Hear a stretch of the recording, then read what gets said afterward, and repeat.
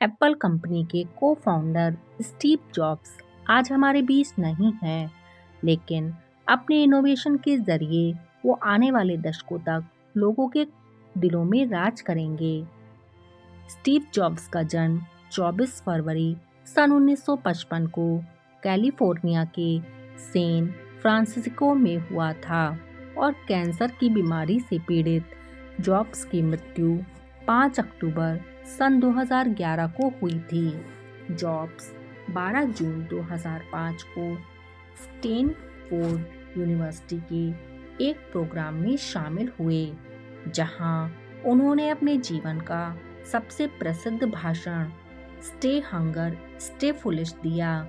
इस स्पीच में उन्होंने अपने जीवन से जुड़ी 3 कहानियां सुनाई थीं।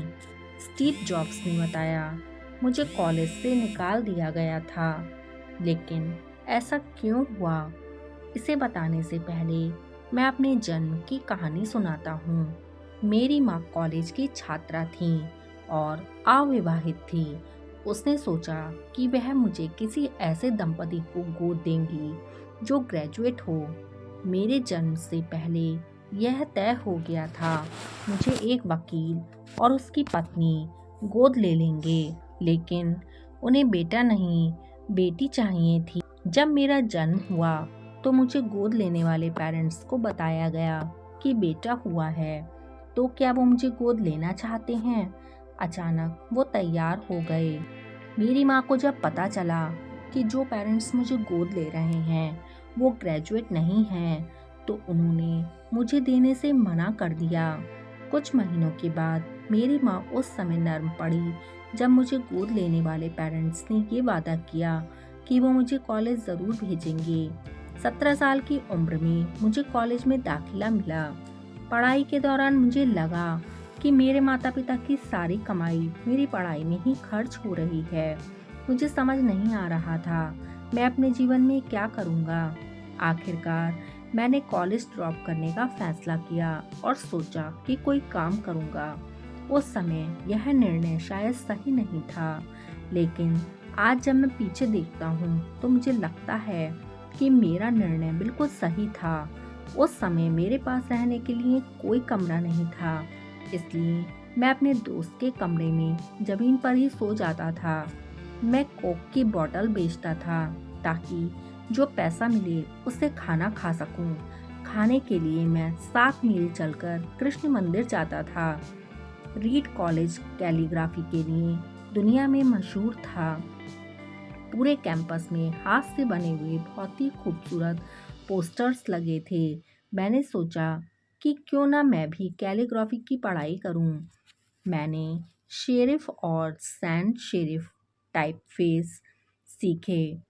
मैंने इसी टाइपफेस से अलग अलग शब्दों को जोड़कर टाइपोग्राफी तैयार की, जिसमें डॉट्स होते हैं। 10 साल बाद मैंने पहला डिज़ाइन किया। खूबसूरत टाइपोग्राफी के साथ यह मेरा पहला कंप्यूटर डिज़ाइन था। यदि मैं कॉलेज से नहीं निकलता और मैंने कैलीग्राफी नहीं सीखी होती तो मैं यह नहीं बना पाता। जीवन बदलने वाली मेरी दूसरी कहानी यह है, मैं इस मामले में बहुत लकी रहा कि मैंने जीवन में जो करना चाहा मैंने किया। वॉजनिक और मैंने मिलकर गैरेज में एप्पल की शुरुआत की। तब मेरी उम्र 20 साल थी। हमने खूब मेहनत की और 10 सालों में ही हम बहुत ऊपर पहुंच गए। एक गैरेज में 2 लोगों से शुरू हुई कंपनी 2 बिलियन लोगों तक पहुंच गई और इसमें 4000 कर्मचारी काम करने लगे। हमने अपने सबसे बेहतरीन क्रिएशन को रिलीज़ किया। जैसे जैसे कंपनी आगे बढ़ी, हमने एक प्रतिभाशाली व्यक्ति को कंपनी संभालने के लिए चुना। पहले साल तो कंपनी ने बहुत अच्छा काम किया, लेकिन भविष्य को लेकर हमारा जो विज़न था वो फेल हो गया। तब मैं 30 साल का था तो मुझे ही कंपनी से निकाल दिया गया। मुझे लगा मेरी ही कंपनी से मुझे कैसे निकाला जा सकता है। इसके बाद 5 सालों में मैंने एक नई कंपनी तैयार की, नेक्स्ट नाम से, और इसके बाद एक और कंपनी पिक्सर के नाम से। पिक्सर ने दुनिया की पहली computer animated picture film toy story बनाई। आज इस स्टूडियो को दुनिया का बेहतरीन एनिमेशन स्टूडियो माना जाता है। इसके बाद एप्पल ने नेक्स्ट को खरीद लिया और मैं वापस एप्पल पहुंच गया। हमने ऐसी टेक्नोलॉजी बनाई जिसने एप्पल को नया जीवन दिया। मुझे लगता है यदि मुझे एप्पल से नहीं निकाला होता तो मैं यह सब नहीं कर पाता। कभी कभी जीवन में ऐसे पल भी आते हैं, लेकिन हमें इनसे घबराना नहीं चाहिए। आप अपनी मंजिल पर नज़र रखें और आगे बढ़ते रहें। जीवन में कोई ना कोई उद्देश्य होना बहुत ज़रूरी होता है। इसके बिना आगे नहीं बढ़ा जा सकता। जब मैं 17 साल का था तो मैंने एक कोटेशन पढ़ा था जो कुछ ऐसा था, आप हर दिन यह सोचकर जियो कि आज आखिरी दिन है, तो एक दिन ऐसा ज़रूर आएगा जब सही में आखिरी दिन होगा। इस बात से मैं बहुत प्रभावित हुआ। 33 सालों से मैं रोज़ सुबह शीशे में अपना चेहरा देखता हूँ और यही सोचता हूँ, यदि आज मेरा आखिरी दिन है तो मुझे वो करना चाहिए जो मैं करना चाहता हूँ। कई दिनों तक मुझे अपने सवाल का जवाब नहीं मिला, मैं जल्दी मर जाऊंगा। यह सोचकर मुझे जीवन में और ज़्यादा काम करने की प्रेरणा मिली। कुछ साल पहले ही मुझे कैंसर का पता चला। डॉक्टर ने मुझे बताया कि मैं 3 से 6 महीने तक ही जीवित रह पाऊंगा।